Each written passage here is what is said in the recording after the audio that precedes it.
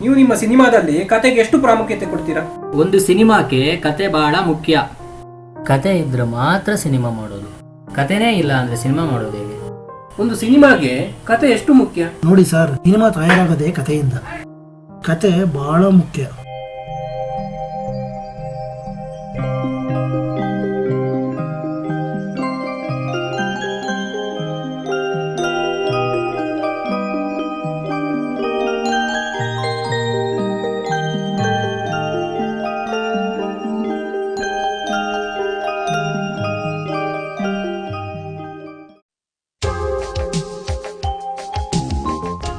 ಕತೆ ಬರಿಬೇಕು, ಬರದೇ ಕತೆ ಪ್ರಕಟವಾಗುವುದು ಕಷ್ಟ.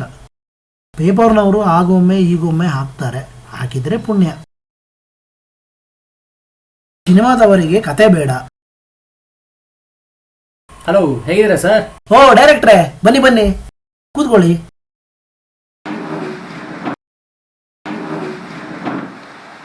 ಏನಾಯ್ತು ನಿಮ್ಮ ಸಿನಿಮಾ? ಇಲ್ಲಿ ಕತೆ ಯಾರಿಗೂ ಬೇಡ, ನಿರ್ದೇಶಕರು ಬೇಡ, ಎಲ್ಲರಿಗೂ ಬೇಕಾದ್ದು ಗುರುತಿಸುವಂತದ್ದು. ಅದಕ್ಕೆ ಬಿಲ್ಡಪ್ ಬೇಕು. ಅದೇ ನಾನು ಹೀರೋ ಮಾಡಿದವನಿಗೆ ಲವ್ ಮಾಡಕ್ಕೆ ಬರಲ್ಲ, ಹೀರೋಯಿನ್ಗೆ ಲವ್ ಮಾಡಕ್ಕೆ ಬರುತ್ತೆ. ಯಾರಾದರೂ ಮಾಡಿದ್ರೆ ಆಯ್ತಲ್ಲ, ಅದಕ್ಕೇನಂತೆ? ಅದನ್ನಾದ್ರೂ ಮಾಡ್ಬೇಕಲ್ಲ. ಎಲ್ಲ ಅವ್ರು ಹೇಳ್ದಾಗೆ ಮಾಡ್ದೆ. Fight, dance, song. ಅಂತಿಮವಾಗಿ ಏನಾಯ್ತು? ಆಗೋದೇನ್ ಬಂತು, ಊರೆಲ್ಲ ಹೇಳ್ಕೊಂಡು ಬಂದ ನಿರ್ದೇಶಕರು ಸರಿ ಇಲ್ಲ ಅಂತ. ನಾನು ಮತ್ತೆ ಫಿಲ್ಮ್ ಮಾಡ್ದಾಗೆ ಆಯ್ತು. ನೀವೇ ನೋಡಿ.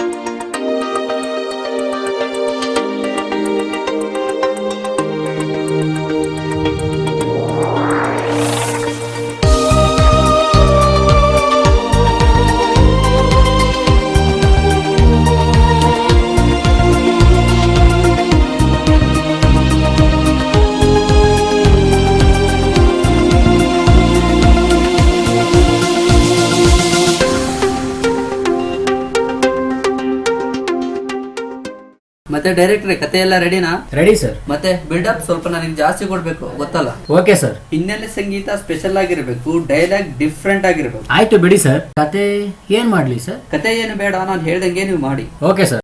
ಫಿಲಂ ದೇವ್ರೇ ಕಾಪಾಡ್ಬೇಕು.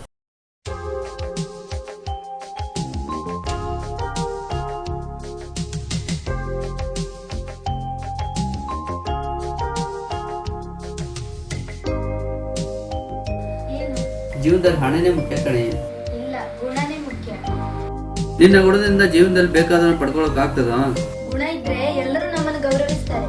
ನಿನಗೆ ಅರ್ಥ ಆಗಲ್ಲ. ಸರಿ, ನಾಳೆಯಿಂದ ನಾನು ಬರಲ್ಲ. ನಾನ್ ಕೊಡ್ಲಾ? ನಾನ್ ಕೊಡ್ತೇನೆ ಮಾರೈತಿ.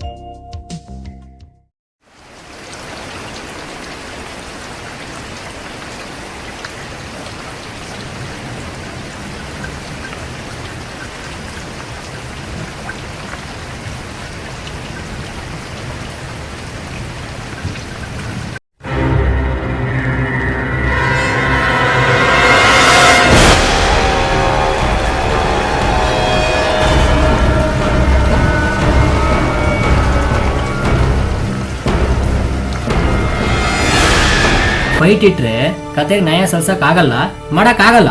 ಮಾಡ್ಕೊಳ್ರಿ ಆಗಲ್ಲ ಸರ್, ನನಗೆ ಬೇಕಾದಂಗೆ ಮಾಡ್ರಿ, ಇಲ್ಲಾಂದ್ರೆ ಹೋಗ್ರಿ. ಬೇಕಾಗಿಲ್ಲ ರೀ. ಓಯ್